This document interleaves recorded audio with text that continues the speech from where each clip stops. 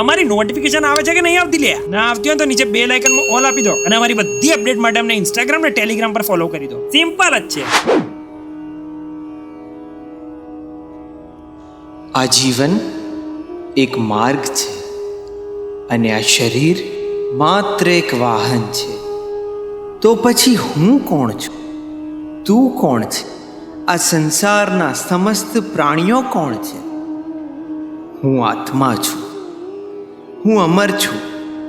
મને કોઈ બાળી પણ નથી શકતું કે મને કોઈ ભીંજવી પણ નથી શકતું. હું જન્મી પણ નથી શકતો કે મૃત્યુ પણ નથી પામી શકતો. આત્મા શાશ્વત છે. આ શરીર નાશવત છે. સીટ! અલ્યા! શું થયું બાળક? ફોટા જતા રે અમારા. જરા વિસ્તૃતથી સમજાવવાનો કષ્ટ કરશો? અરે યાર, હું ફોનમાંથી લેપટોપમાં ફોટા નાખતો હતો ને મેં કટ પેસ્ટ હજી તો કર્યા જ હતા અને આ વાયર ભૂલથી હલી ગયો. હવે ફોનમાં બી નહીં, લેપટોપમાં બી નહીં. બાળક, આત્મા અમર છે. એ નાશ નથી પામી શકતો. માત્ર એક શરીરમાંથી બીજા શરીરમાં પ્રસ્થાપિત થઈ શકે છે. મીનિંગ અર્થાત અર્થાત હું તને એક ઉદાહરણ આપીને સમજાવું. હવે આ લોડ આપશે. વિચાર, તું તારા મિત્રને ઘરે જવા તારા ઘરેથી નીકળ્યો, પણ હજી તારા મિત્રને ઘરે પહોંચ્યો નથી. તો તું ક્યાં હોઈશ? ક્યાં હોય? રસ્તામાં હોય, બીજે ક્યાં હોય? શું આત્મા અમર. મગજના તાંતણા ખેંચી નાખ્યા યાર. કરી આપવા દે.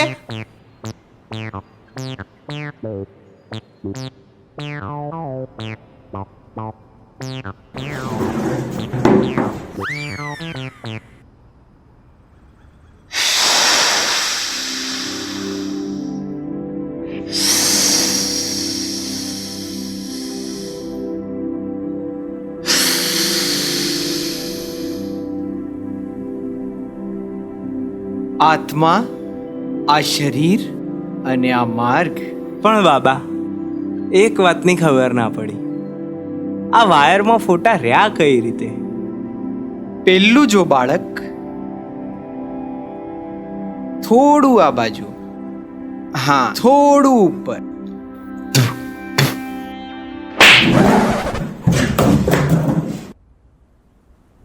શું થયું? ફોટા કટ પેસ્ટ કરવાના કોને કીધા તા બાળક? કોપી પેસ્ટ કરતા નતા આવડતા? હે બોલ. બાળકો, શું પૈસાના વાંધા છે? તો હાલ જ ગેમ રમીને પૈસા કમાવો. અહીંયા ક્લિક કરો, ગેમ્સ ઓફ ઉપર જાઓ અને સાઇન અપ કરી દો. અને જો પૈસાના વાંધા ના હોય તો નીચે જોઈન બટન ઉપર ક્લિક કરીને અમારી દોસ્તાર ફેમિલી જોઈન કરી લો અને માર્વેલ ગુજરાતીના ઘણા બધા ફાયદા ઉઠાવો. તથાસ્તુ.